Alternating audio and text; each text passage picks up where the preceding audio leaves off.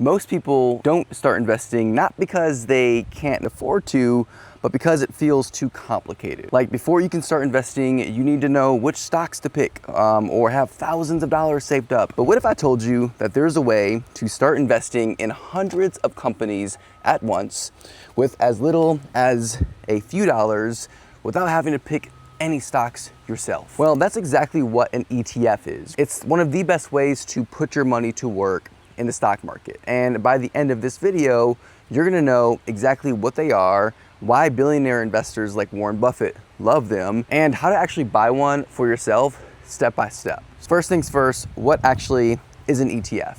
ETF stands for Exchange Traded Fund. I want you to imagine that you walk into a grocery store, but instead of buying just one single piece of fruit, you grab a fruit basket. And that basket is already packed with apples, oranges, bananas, grapes, strawberries, all of it, right? You buy the whole basket in one go instead of having to go buy all of the fruit individually. That right there is basically what an ETF is, okay? Instead of buying a single stock from a single company, you're buying a small piece of a whole basket of companies all in one purchase. So for example, one of the most popular ETFs out there is one called VOO.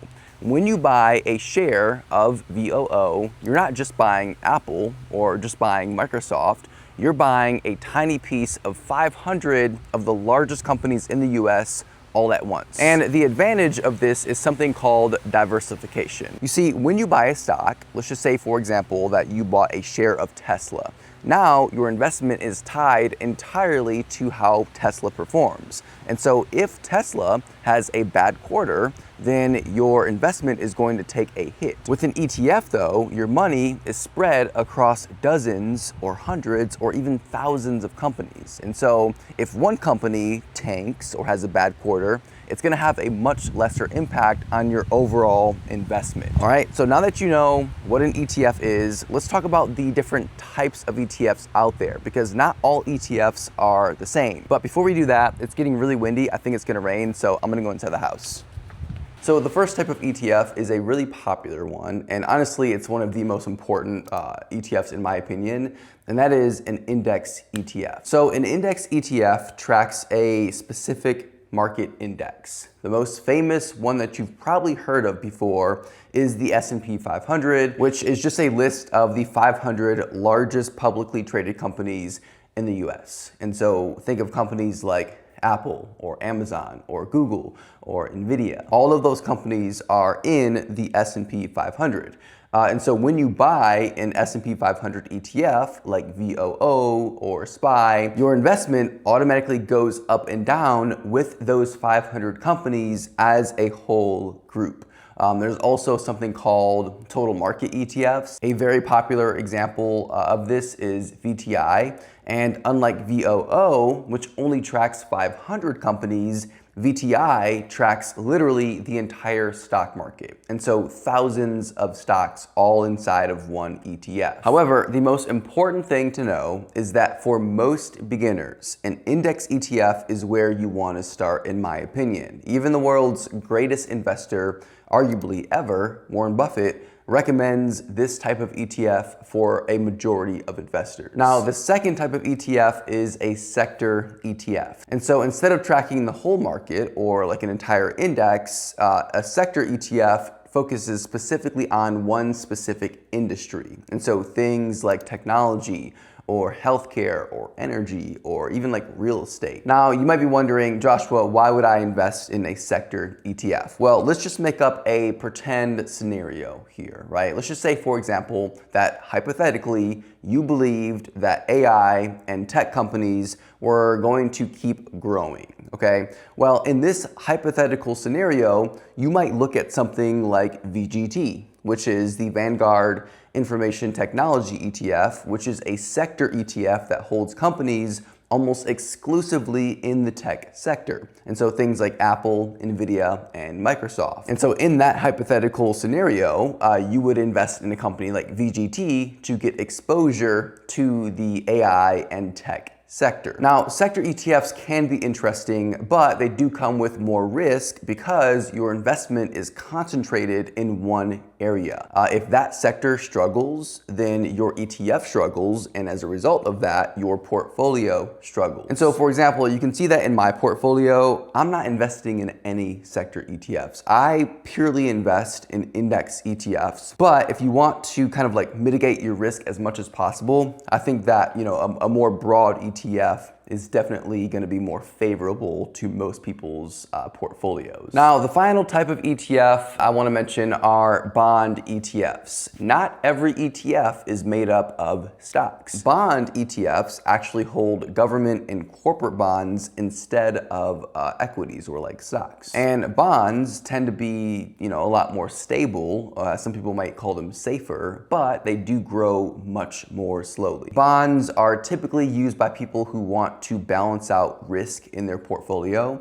And so, for example, some people will mix bond ETFs with stock ETFs to kind of help smooth out the bumps. I would say though that if you are a younger investor with time on your side, you probably won't lean too heavily onto bond ETFs right away, but it's at least good to know that they exist. All right, so this is probably the part that you've been waiting for. Let's actually walk through how to buy an ETF from start to finish. So there are basically 4 steps that you need to follow to buy your first ETF. Step 1 is you need to choose a brokerage. A brokerage is just a platform that lets you buy and sell investments. An easy way to think of it is like an app or website that actually lets you access the stock market, okay? Because you can't just go buy stocks within your bank. And the 3 brokerages that I would point you to are Fidelity, Vanguard, and Charles Schwab. All 3 of them are free. They charge 0 commissions on ETF trades, and all of them are very well established and trustworthy. Once you pick a brokerage, you'll need to create an account, and then you'll need some basic info. And so every single brokerage is gonna ask for things like your social security number,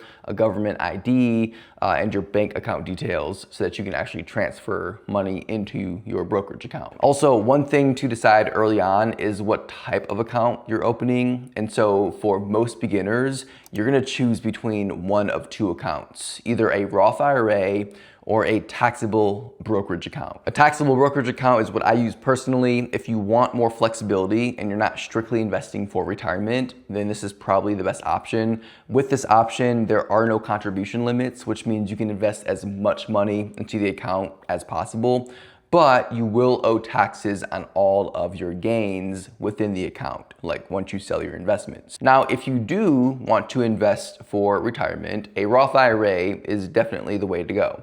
In this account, your money grows tax-free, which is a massive advantage when you're young. And as of 2026, you can contribute up to $7,500 per year. And this number tends to kind of stair step up every single year. And so if you're watching this video in 2027 or 2028 and beyond, this number will probably be higher. And so yeah, those are basically the 2 types of accounts that you're gonna be using when you first get started with investing. Once your brokerage account is opened and funded, you'll search for an ETF that you want to buy using the ETF's ticker symbol. So a ticker symbol is just a short code that identifies that ETF. And so for this example, let's use VOO. So VOO stands for the Vanguard S&P 500 ETF. So when you open up your trade window inside of your respective brokerage account and type in the ticker symbol VOO into the search bar, it'll pull up that ETF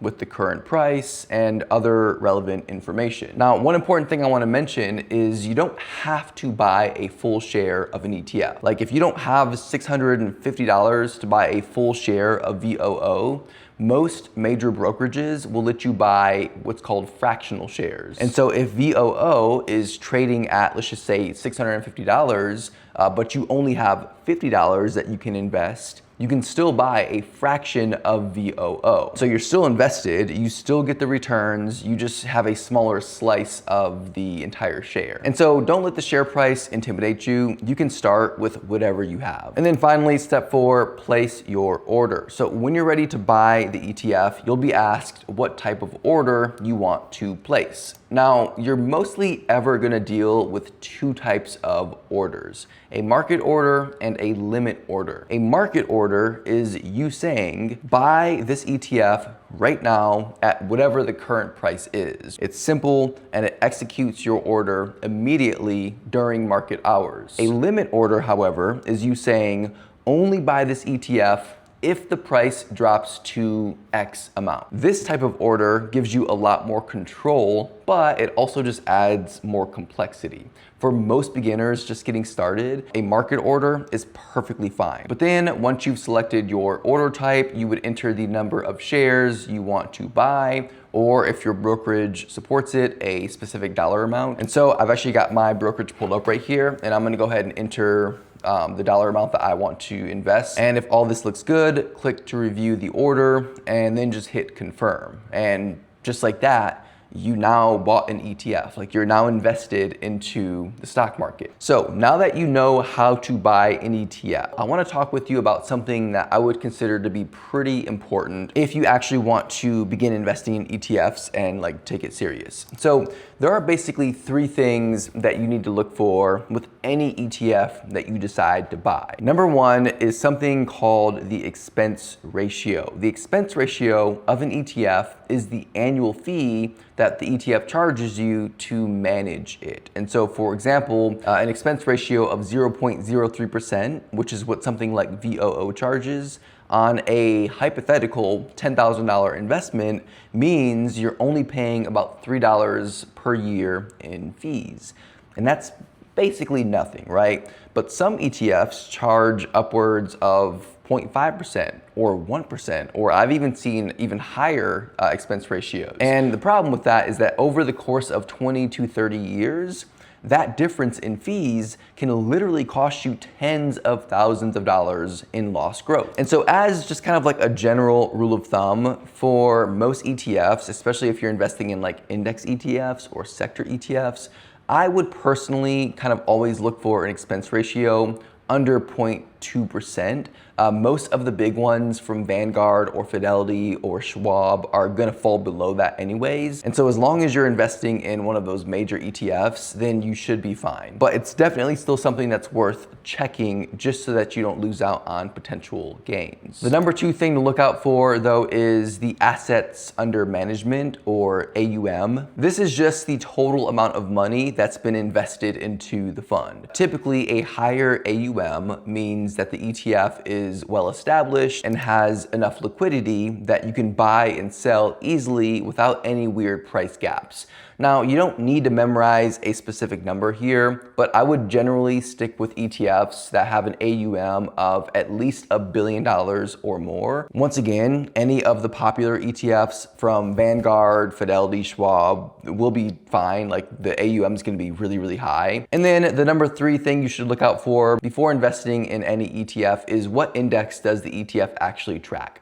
This might sound obvious, but it's worth paying attention to. Two ETFs can sound very similar, but track very different things. So for example, we'll go back to VOO. VOO tracks the S&P 500 index, which as you probably know by now is the 500 largest companies, while an ETF like VTI, which kind of sounds similar, tracks the entire US stock market, which is over 3,500 companies, right? Both ETFs are great, but they're not identical. So always take like 30 seconds to just look at what index an ETF is actually tracking before you buy it. Run through those simple 3 checkpoints and you'll be in a much stronger position than most people who just buy whatever they hear about on social media and don't think twice about it. Now, before we wrap this video up, I wanna quickly cover some of the most common mistakes that beginners make when they first start investing in ETFs. I promise you're gonna wanna pay attention to this section of the video. It is very, very important. So there are 3 mistakes that I see beginners and really just anyone in general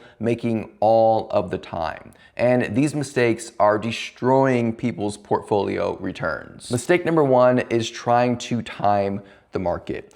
This is probably one of the most common ones out there. You open up your brokerage app, you're ready to start investing, and then you think to yourself for a second, maybe I should wait for the market to dip a little bit first. But then, inevitably, the market, starts going up. It keeps going up. And you're like, okay, well, let me just go ahead and invest. I've been waiting for a week and the market's gone up, 5%. I don't want to miss out on any more of these returns. And so you invest.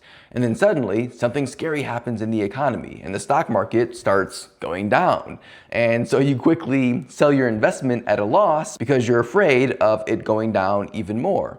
But then the market recovers a few months later and goes up again. And before you know it, 6 months have passed by and you're now buying again at all-time highs after you sold at a loss. You would be shocked with how often people are doing this. Here's the reality, okay?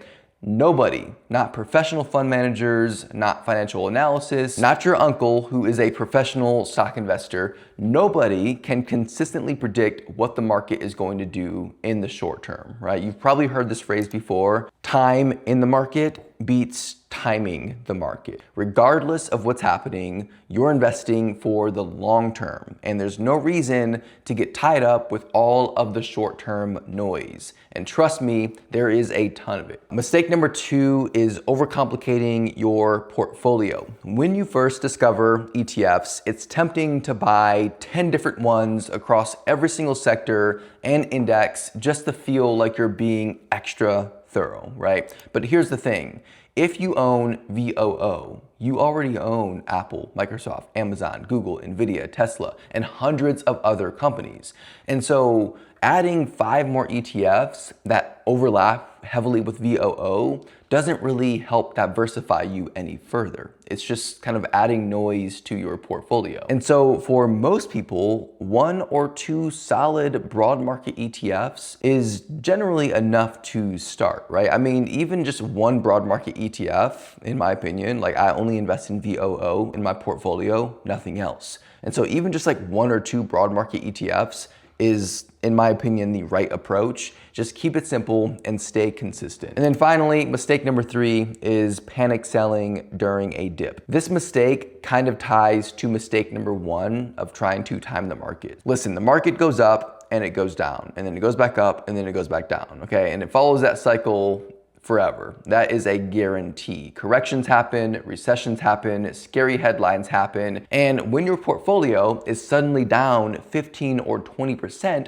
every single instinct that you have is going to be screaming at you to sell before it gets worse. But for a long-term investor, selling during a dip is usually the worst possible thing you can do, because basically what you're doing is you're locking in a loss on paper and you're missing the recovery that historically always follows in the stock market. And so the investors who end up building real wealth are almost always the ones who did nothing during the scary moments, right? The stock market drops 20% and they're like, okay, whatever. They just held it, they kept contributing even more money into their brokerage account, and they just let time do the work. So now that you know how to start investing in ETFs as a beginner, my challenge to you is this. Don't just watch this video and move on, okay? Go and open up a brokerage account this week, even if you can only invest, $20 or $50 to start. Just get into the game. And if this video helps you out, do me a huge favor and leave a like on the video and subscribe. It helps more people to find this content. Also, drop a comment down below if you have any questions. Thank you so much for being here. And as always, I will see you again in the next video.